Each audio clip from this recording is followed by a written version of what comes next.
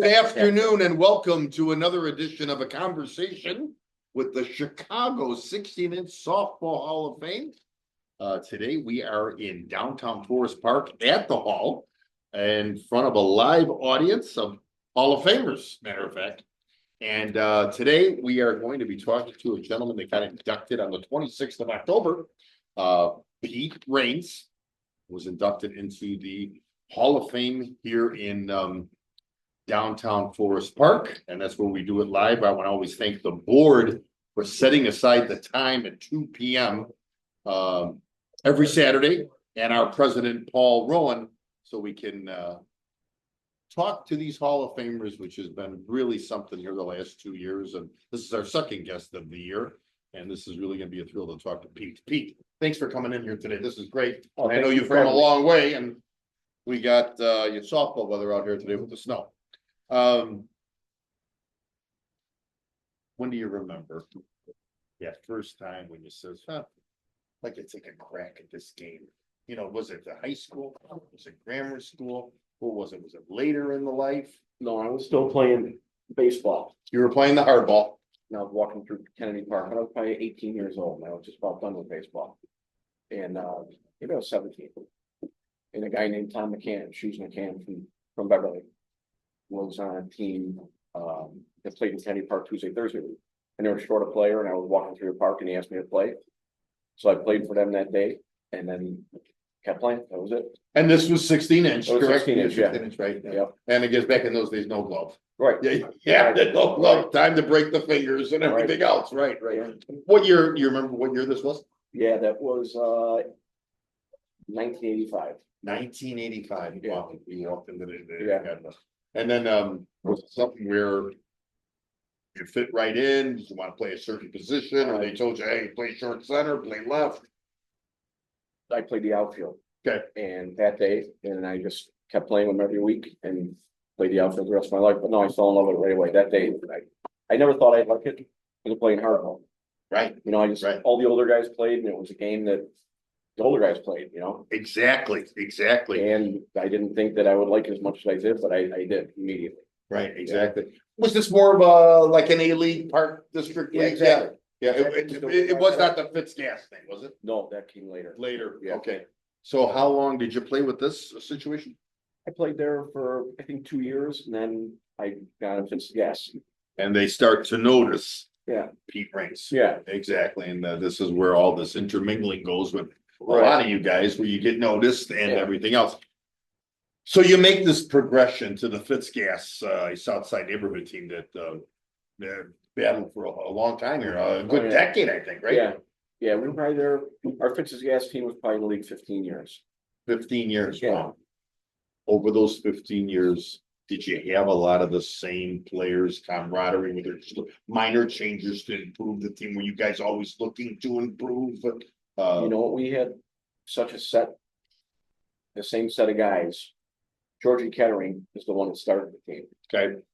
And he had his brother Denny, his brother Toad, his cousin for the McCanns. So we had 3 of them. So we had 6 starters, right? 2 families. Sure. The McCanns, the cousins got older. They fell off the table. They stopped playing.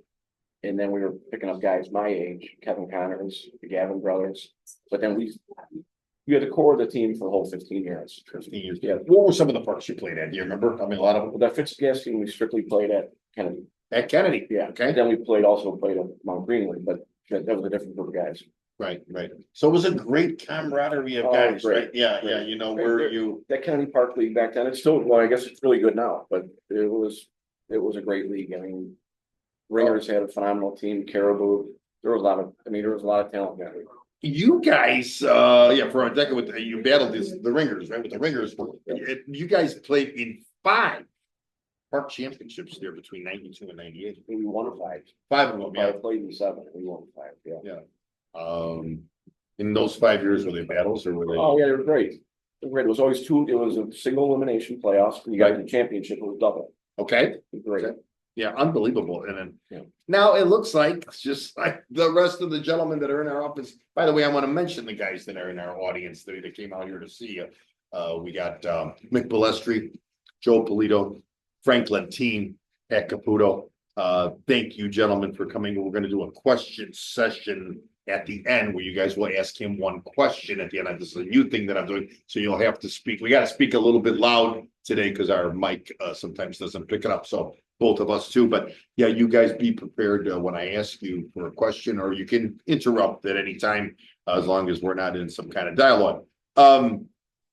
What's the next step after this now? You get approached, or do you say, you know what, I'm Pete Raines, I'm going somewhere else? No, I stayed playing in the parks. I did then play.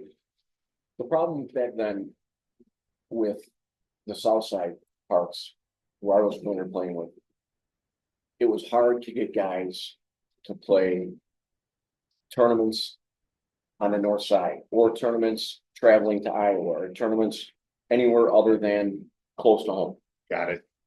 You could get enough guys a time or two, but not consistently, that would want to travel out to and play in Mount Prospect or play in Clyde. So the only way you could do it if you wanted to was to go with another team. Got it. And I think Mickey was one of the first teams I played with outside of Beverly. And we're talking the Crush. The Crush, right? Yeah, the Crush, right. Right. So this is something you like. I want to do this. Oh yeah, because that's the only way you could play against better teams. Better teams. You want to improve yourself and see what level of a player you run. Yeah, instead of maybe having the parity of the everyday practice. And all we had was Best of Western was our only tournament to play in the neighborhood. We didn't have all these other tournaments they have now. But there were tournaments, but they're on the north side or further into the city. I always wanted to ask these guys this question, and I never did, but I'm going to ask you the question today. When you went from the progression of the Fitz gas to this, did you see like, holy cow, let's use Frank as the example. You use Frank Lentina there, or Pat, or Mick, or Joe. Oh my God, these guys are on a different level from what I saw last year. Did you see that progression with guys as the way they hit, the way they played the position, and how they knew the game? Honestly, I saw that in their commitment. Okay. And you had a lot of talent. The guys there's a lot of guys out there that could have had great careers if they chose to do that.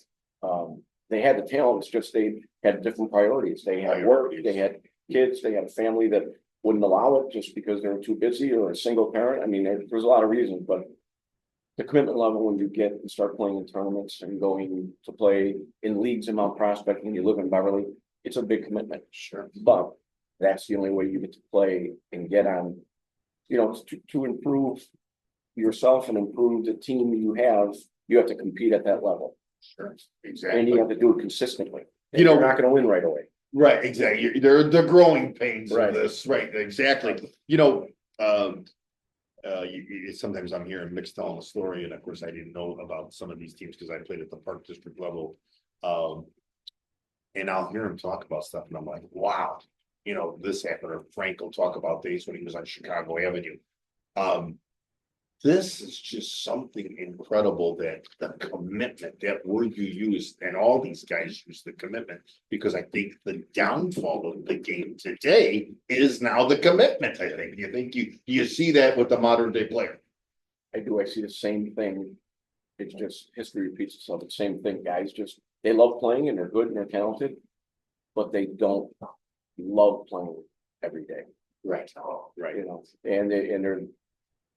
I mean, I remember guys before the season started, a guy might say, "Hey, the only game I'm going to miss, or only weekend is going to be the first weekend of May because I go to the Derby every year." Got it. And people looked at you like, "Why would you go to the Derby and miss Derby when we got this freaking tournament coming up this weekend?" Right? Yeah. And that's just one tournament they miss. Now guys miss because it's their nephew's birthday party, which I get it. Just things are different. I know never to mention weddings and showers in front of these guys, because I think they're gonna launch me onto the highway.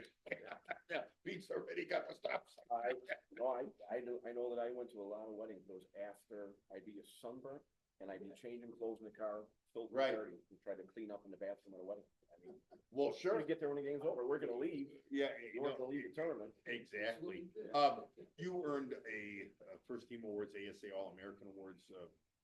What was the main position during your main part of your career? What was it? The outfield? Yeah, center field. Center fielder. Yeah. You love covering those gaps? Yeah. Anywhere in the outfield is fine. But when I was younger, I played center, and then center, left or right, but mainly center field. Right, and how many years do you think you played in the outfield overall? And where you saw yourself competing in that outfield, you could go get it every day. I would say till I was 40, so Wow. probably 20 years. Nice, Yeah. nice, unbelievable. Over the next 20 years, you went on to play, with the Bats, Licorice. Yeah. Paragon, Sage, winning major nationals, Forest Park, Grant. Anything you want to look back on that? I mean, these were some, like I said, I hear this all the time from these gentlemen here. These were major teams. Again, you're seeing again a different level of player. I mean, any of the do all of them stick out to you? I'd have to say, because these names constantly come up. Yeah, they do. That Licorice team was by far the most talented team I played on. Pat was our pitcher. Yeah. And now here, when I left Sal, the Bats, Okay. to go to Licorice, What was Sal's last name? I'm sorry. Malazzo. Oh, Milazzo. I knew going to Licorice, they had Angela Alicia, they had Larry Downs, they had Randy Russ, and they had Nicky Marchese. So there's 4 guys that are going to start in the outfield in front of me. Yeah, talk about goosebumps. Yeah. Pat pitched, but Eggs ran the team, and we had a DH. So you batted 11 guys. So there was a lot of opportunity. I don't think there was a game that went by where I didn't get 1 or 2 at bats. And I got outfield time, probably 15% outfield time, because guys weren't there or guys needed a day off or whatever. But I think I just kept the stats that year. I had almost 200 at bats. Wow. And that's on a team that I don't think there's a guy on that team that is not in the whole thing. Right. Exactly. Maybe 1 or 2. Yeah, I don't know. That was a great team, but I knew my role there. And when you're playing with guys, you have to understand, don't go to a team if you have to be guaranteed, well, I'm playing, then don't go. Right. But if there's guys that are better than you, doing better than you, then that's how you win. That's how you become better. This becomes Yeah. the team concept. Yeah, it's a sacrifice, but you know it going in. Exactly. You know it going in. This becomes the team concept. Right. You mentioned names here, and I'm like, wow, because I used to hear about these names all the time, just listening to guys back when I played, and I didn't play at this level. But were they intimidating at first? Or were these guys intimidating, or were they constructive to you if you were having the offer? No, not at all. Because I knew them all for a long time. Got it. When I first, as far as intimidation goes, the only time I can remember thinking that is when I was a young kid playing in Grant Park and watching Lettuce warming up and us having us playing, knowing before the game started that we had no chance. Like when they were taking their at-bats and Yeah. yeah. And they probably had 20 guys out there, and all 20 were great. Yeah, that reminds me of, you ever go to a hockey game, if you guys are hockey guys, you go in the old Chicago Stadium or the old thing and you watch passes on the ice from the balcony, and it's on the tape, and I'm over here, God, I was falling down, and these guys are tape to tape, you can hear the puck. So I can imagine what you saw just in those warm-ups. I gotta mention these names, even though we have mentioned a few of them here. You say here in your bio, you've been honored to play for such great coaches as Bobby Russ, Tom Zarnik, Lenny Luzo, Danny Coco, who I knew from Galewood, Jim Kelly, Paul Rowan, George Kettering. Pete also is fortunate to have played with such great teammates as Phil Walker, Kevin Connors, Bobby Russ Jr., Randy Russ, and of course Pat here in the audience today, Pat Caputo, and equally proud to have had them as friends today. I just, that was goosebumps for me to say that, for you to say that in this thing here. Need one turn while you were coming up the ranks, even though, you were, I'll use the word here, you were a seasoned veteran. I mean, you won championships from 92 to 98. So now when you go to this next level, how were you at this next level, knowing that you had the experience of winning? How was it for you? It was good. It was a long road before you were able to beat top teams. You had every year, you lose the guys that didn't fit in, or guys left on their own to go somewhere else because they thought it was a better spot. Right. But you had to pick up guys that could take their spot and do better. Right. And that's just a building process. Sure. Yeah. Sure. No, without a doubt. Yeah. Without a doubt. Over the years, with the types of players you had, everybody pretty much a pickup, even at this level. I always fail to ask this, guys, even at this level, they were the type of players to pick you up on a bad night, good night, everything else. Oh yeah. That's one thing that to this day, that when I look back, I wish I could go back to any, you could just pick a day on the calendar, going back 30 years and just relive one day playing with the guys. Right, right. Because I didn't have many experiences with bad teammates. Very, very few, very few. But that is what's great about the game is it's like it's parallel to grammar school. I still hang around with all the guys who went to grammar school. Well, which is And neat. that's what softball's like. You make friends with people that you can never lose friendships with. Yeah, I mean, you're in this war one night and the next thing you know, you're drinking a beer with them in a bar. I want to mention to everybody in our audience that Paul Rowan has showed up, so we are not going to scold him for not being here. So Paul has arrived from his commitment. Give me 2 games. There are 2 games or 2 tournaments. But still to this day, you're at that light in the car. And you said, man, Caputo pitched a great game that night, or Balestri got that big hit. What, or you did something defensively. I asked Risden last week, Ronnie Risden something. He talked about a 1-0 game where he knocked down a ball here at Forest Park. He goes, he could have opened the floodgates to a first inning when the bases were loaded. Is there something still you can relive in your mind and it's fresh? Just a couple things. The first memory I have like that is our 1998 men's Munkle team, which was really the East Siders. The East Siders' name fell off, but Todd Mirabelli was running the team. And Pete Cerniak from Pete's Hideaway was our sponsor. Okay. That was the name, why the team was Uncle Pete's. Okay. And we played the Shooters in the A championship. That was in Joliet, yeah, Joliet. But that was a 2-1 final, 11 innings. Wow. That was a great game. Wind blowing in, that was a great game. Ball wasn't going anywhere. No, Willie Simpson was on that team. Willie Simpson. Wow. Oh, jeez. It was a great tournament. So that's the first one that I remember. I look back and it was all our neighborhood guys. Sure. Mark Wilson was on that team. Yeah. Jimmy Sherlock. Yeah, a lot of fun. McKenna, all neighborhood guys, and then from each side, Dad, Andy Duty. You think I know these guys? Yeah, I know. You're right. We're that's Mick Balestri here in the background, reminding Pete about this. Pete, do you remember a game offensively that you had that you were, on all cylinders, or do you remember a game where you stole a couple of runs from the other team with your center field prowess? Yeah, I do, but I mean, I don't think about that. Yeah. I can remember the big ringers and our Fitz's gas team. I was young. I was probably 22. Wow. Paulie was on the ringer team. Paul Rowan, our president. And I will say I'm only telling this story because of the characters involved. Okay. We were playing the ringers in the championship, so this had to be 1992. Okay. And it was the first game of a possible 3. And Frank Mione hit a ball to the gap in left center, and Jimmy Gavin played left, and I played center. We had a good rapport, the 2 of us. We would say right away, we kind of got the feeling who was going to get that ball. And he laced it. He laced it right in the gap and hit it hard, and 2 men were on it. It was like a 3-1 game at the time. We were down. And I made an over the shoulder catch. Jimmy backed off. I made an over the shoulder catch, but I really let the ringers know that I caught it. And we swear on this or no? No, it's a family show, but we're allowed 1 swear word every 900 words. Well, Frank was rounding second when I caught it, and I had my back to the umpire. Yeah. But I had the ball in the air, and then I ran in and I spiked it on pitcher's mouth. And but the whole time I was running in, Frank was yelling, "Dress it up, you fucking hot dog!" And that was Mione. And then when the game ended, he said, "Don't you dare!" And he was serious. He didn't shake my hand. He said, "Don't you dare go to Carrie's." That was responsive. I was going to have. Don't you dare go to Carrie's. Yeah. I called Jimmy. We would have had a few cracked beer bottles that night. Yeah, for sure.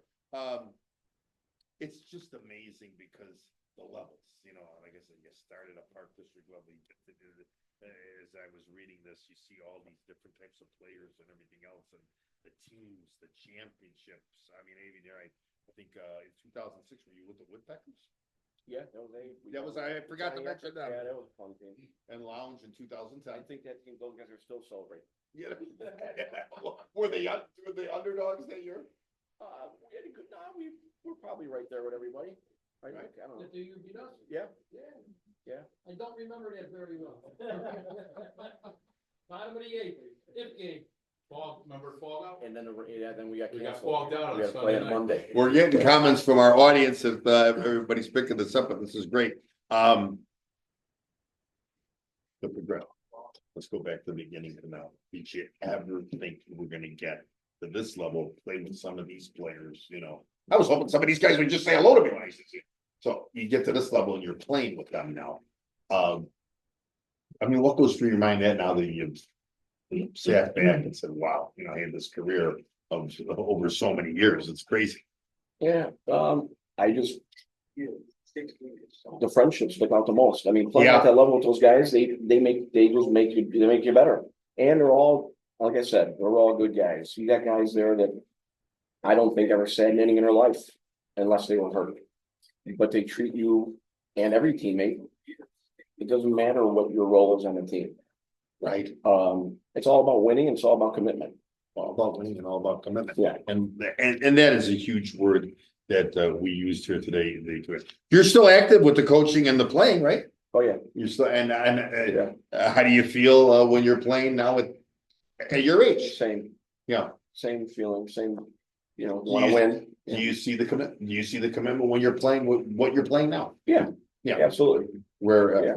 do you get players to come up to you and say, hey, Pete, what can I have done better? What can I do better? Do you get somebody that comes up to you and says, you know, the constructive criticism, knowing the career that you have? Not really. Not Okay. really.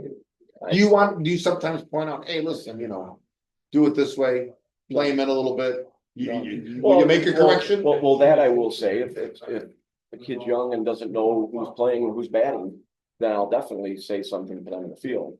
Right. But I've never been one to, I don't, I was just happy for any teammate of mine that did well. Right. Than if I did well. I don't remember a teammate having a bad game and ever saying anything negative. Ever. Got it. Never. Which is class. That's class.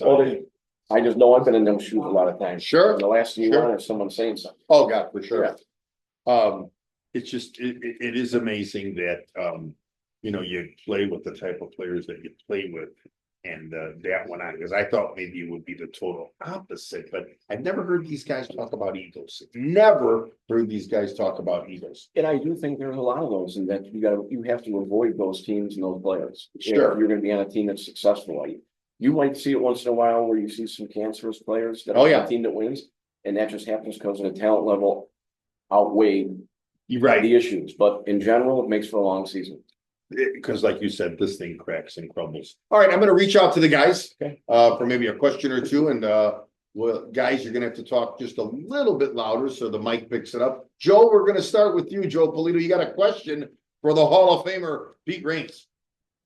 Just one question, and maybe I brought it up to you before, but when you were with Lounge, you guys won the Class A National Championship. One of your players, Mike Lindenmeyer, Oh, yeah. my coworker. Yeah. I don't know if I ever brought that up to you. Yeah. And I understand he was not in the picture because he took off right afterwards. Yeah, he left. Yeah. Yeah, that was a good team. They picked me up to play. It was a very good team. Yeah. At that time, I think I'd already had maybe 2 kids. Patrick, my middle guy, was probably 6 months old. So I wasn't planning on playing. I think the majors was somewhere else. Okay. And then Lounge picked me up after the state playoff or before the state playoffs. You're up. You better get this answer. Right? I'll try. Are you ready? Yeah. Who was the best pitcher you ever played with? Okay. Is he buying you a Fontana or something? And Pat was the best defensive pitcher I ever seen. Man, you owe him a Caputo's now. Yeah. You're here. I didn't know it was here. Oh, sorry for the pressure. That was an easy one. Mick, you're up. Well, Question for he's Mr. hard Raines. to sign himself. He's never hard. He said it right. He's never made it hard for anybody to play with it. He's hard to sign himself. If he does something he doesn't think he should have done. He'll take it out on himself. He won't spread it out on the other teams. Right. The other players on the team. You keep that in. I played with Pete mostly against him, but we did play a lot together. But I'm gonna bring up one thing you might not even remember. He was asking you a question about, do you remember this, do you remember this tournament, or one great hit, or one great play? Well, I got the article at home, when you play with us in the Canaryville Classic. You won the tournament, you played right field, you tore the shit out of that tournament. We had like 5 triples, 3 doubles, a home run, batted about 780. Made all tournament in the team. Wow. And you also did the same at Armour. We also played with East Siders and made it go to some top, come down with teams, we played with them guys. Yeah. But, you might have forgot about that one. Yeah, And another thing is, he never gets a lot of credit anymore. He ran, how many years the Fire Classic in Mount Greenwood? 22 years.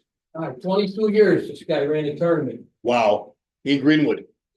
Yeah. And like, I ran mine at Armour and done it for 17 years, and I ran a bunch at Clyde, so Wow. about the same tenure in years.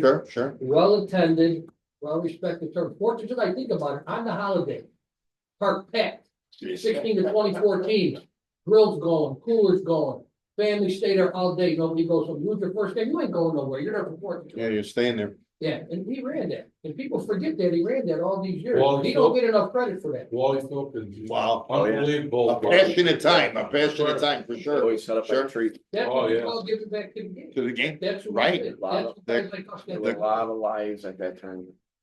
Still going on, still going on. A lot of get We together, got a lot of breakups over there. Let's too. get Frank Lentine in here. Frank, a question for Pete, or something you want to ask him? Well, you know.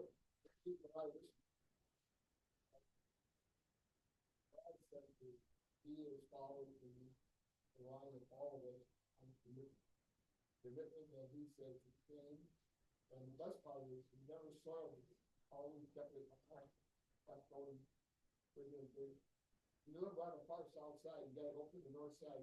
That's a haul. I remember doing it myself, I went to the north side, you gotta go play on the south side, but you know what, we did it. You did it because you wanted to, number one, you weren't gonna let your team down, and 2, you wanted to be playing with us. Without it. My hands off to you for the committee. Yeah. We need to get this into the young kids. Thank you, Frank. Pat? By the way, Yeah, Caputo? he's still playing. He plays for a team that I'm involved with, 50 and over, Yes. and he is probably still one of the top 5 players playing 50 and over. Wow. So, but one question I do have for you, who is your favorite player or the best player you ever played with? Randy Russ. Wow. Easy, simple, right? Yeah. Or Junior was right up there. Oh, yeah. Played with? Yeah. Take that. I have an editing machine, yeah. He'll come basically. And Randy, Well, Randy was as good a teammate as he was a player, which shows you how good of a teammate he was. But like, there's a guy that he picked everybody up.